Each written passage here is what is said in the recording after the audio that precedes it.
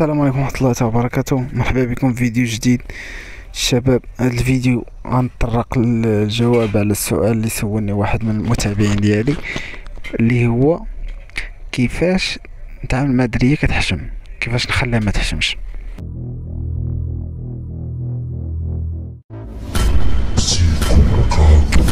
شدوا فراسكم، غنبداو على بركة الله الإجابة على هذا السؤال.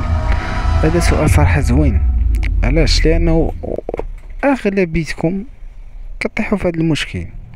اغلبيتنا بما فيهم انا كتكون انت اليز، ولكن كتلقى الدريه اللي معاك كتلقى حشوميه، خصك تتعامل معها. يعني كيفاش غنتعامل انا مع دريه حشوميه؟ المهم راه بلانا سيدي وما فيه. بغيت نسولك، واش انت مني كتلاقى مع شي شخص اول مره طيب كتلوح ليه يداك وكتبدا تهضر معاه وتعاود ليه قص حياتك؟ اكيد لا. كتكون حاس بواحد عدم الامان. نفس البلان بالنسبه للدريه. في الاول كتكون حاسه بعدم الامان وخايفه وكذا، من بعد ما كتعرف عليه كيحيد الحشمه بشوي بشوي. ولكن كيفاش ندير انا باش نعاونها تحيد الحشمه؟ دوك الناس اللي كيكون حشومين بزاف هادوك راه كاتاستروف، يعني هادوك راه خصهم طبيب. اما انا كنهضرك على واحد السيده مثلا نورمال فيها شويه ديال الحشوميه وكذا، وحشوميه حقيقيه. اما كاين شي بنات الكلاب اللي كيديروا فيها هذيك حشوميات، هما راه ما فيهم حتى شي حشوميه، كيكونوا على استغلاليات بنات الحرام. كيطيحوا لداك الفيس ديال انه بنادم كيعجبو حشوميه كيتقمص الدور. لذلك الا كانت الدريه حشوميه غتمشي معها بالتوماتيك، كما كنقول ادق ادق.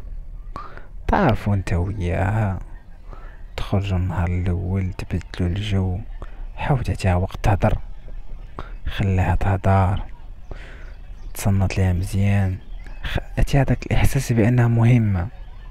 هاد الاحساس بانها مهمه كيخليها تحيد من الحشمه ديالها. راه بزاف ديال الدريات انا اول مره تلاقيت معهم راه سلام ما كيعرفوش يتسالموا ولا ما كيبغوش يتسالموا، كيكون حشوميه. عرفتي دابا معاهم في الحلقه كيفاش دايره ولا لا؟ راه ما كنتلاقاو كتلوح يدها القضيه بالنيشان. الا كنتي باغي علاقه بحال هكا راه خصك تعرفني شحال انا ضربت ديال المده باش نخليها تحس بانها راه قادره دير داكشي.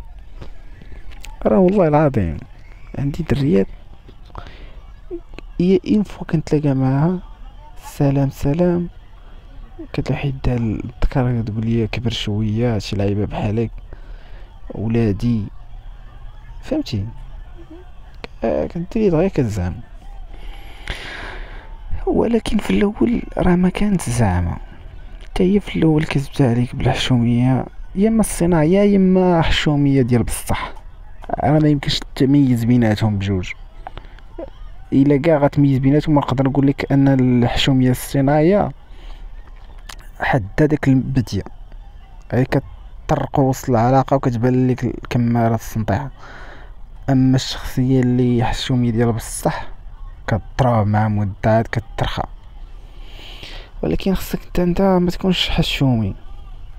الا هي حشومي انت ما خصكش تكون حشومي، خصك تكون زعم ديال البلايص، تفوج، تجيب دويرات، تشوف الناس، تصنت الرأي ديالها. علاش؟ لان في دارهم هي ما كاينش اللي تصنت ليها، ما كاينش اللي احترمها، ما كاينش اللي يسمع ليها.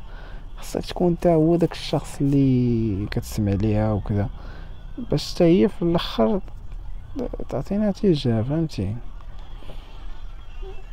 هذا من جهة. هذا صداع بزاف ولكن غنحاول نكوفري المايك. المهم سيدي، هناك غتمشي مع دقة دقة، تعرفوا، تجمعوا، تخرجوا. شنو هما المواضيع فاش غنهضروا الا كنا نويا خارجين؟ هذا غادي نديرو فيديو اخر، ولكن كونوا متاكدين الفيديو الجاي غيكون احسن ان شاء الله. غنحاول نخدم على السكريبت اكثر ونكتب لكم معلومات اللي تفيدكم، لان الصراحه راسي عامر، ولكن باش نجي نعاود لكم كتجيني صعيبه شويه، كتاخد وقت وجهد وطاقه، وسيرتو الا كنت كترتاجل. ها سيدي هناك مني غادي تزعم غتبدا تشد في يديها دقه دقه. مثلا ما تجيش نتا ويا غاديين في الطريق كتهضروا على مثلا شي قضايا المجتمع وغتلوح يدك ليدها وغتشدها، لا لا صاحبي ما تكونش باسل، خلات تكون نازله الضرور وشد ليها يديها، تكون سابقها بحال زعما راه نتا باغي خايف عليها لا طيح، فهمتي؟ وملي تهبط من الدروج حيد يديك، ومثلا كتشوف شي منظر ولا شي لعيبه هي قصيره عليك كتلوح يدك فوق كتفها وكتقول لها شي نويطه طاحو كيف في ودنها ولا شي لعيبه، كتكسر داك حاجز ديال الحشمه. لانه شحال من واحد دابا كيسحاب ليه عرفتي الخطه السحريه، غتولي تصور ليه بزاف ويعودوا خارجين وتقول له يديني لشي بلاصه حوين، راه ما كايناش شي خلطه سحريه، راه كلشي بالمهل كيتكلب والنجال. دقه دقه السي محمد،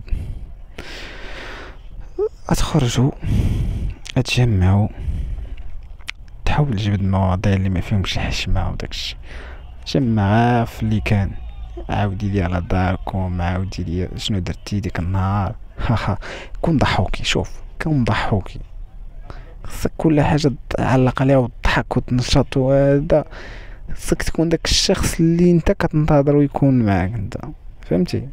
ما كرهتيش شي واحد يضحك معاك، كون انت هو الشخص اللي كتضحك مع الناس وكذا. هادي من جهه.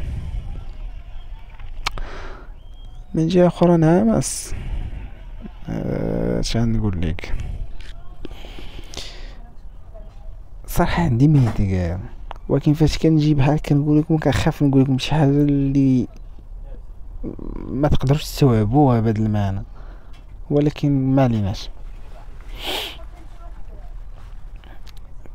كتخرجوا انت وياه كتجمعوا،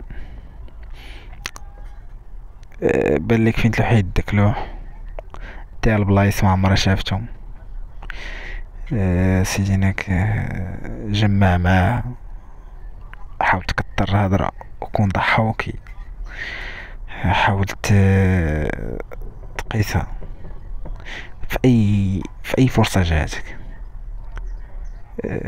قيسها قول لها شوفي هاد الحاجه، شد ليها في يدها فاش تكون هابطه الدروج، الا قاطعين الشانطي شد ليها في يدها، شد لها في يدها بحال شي مكفوفه، سما راه كنحسك بالامان وكنخاف عليك، هذا هو البلان وما فيه. اما باش تبقى تسنى شي ما عرفتش كيفاش نقول هذه، شي خلطه سحريه راه ما كايناش. يا سيدي هناك هو هذا البلان، نتمنى تكونوا استفدتوا ماكسيموم، واخا داكشي ما مرتبش وما مكتوبش مزيان، ولكن شوفوا الشخصيه حشوميه راه انت راك حشومي، بدا مع دقه دقه وهرسوا حاجز الصمت وحاجز الحشمه وما يكون على الخير. لانه كيفاش انا تعاملت مع الشخصيه اللي تلاقيت معها في العلاقه ديالي،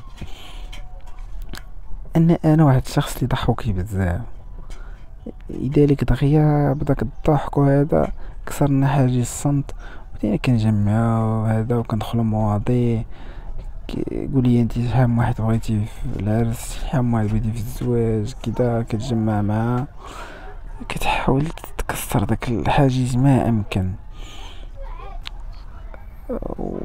سميتو المهم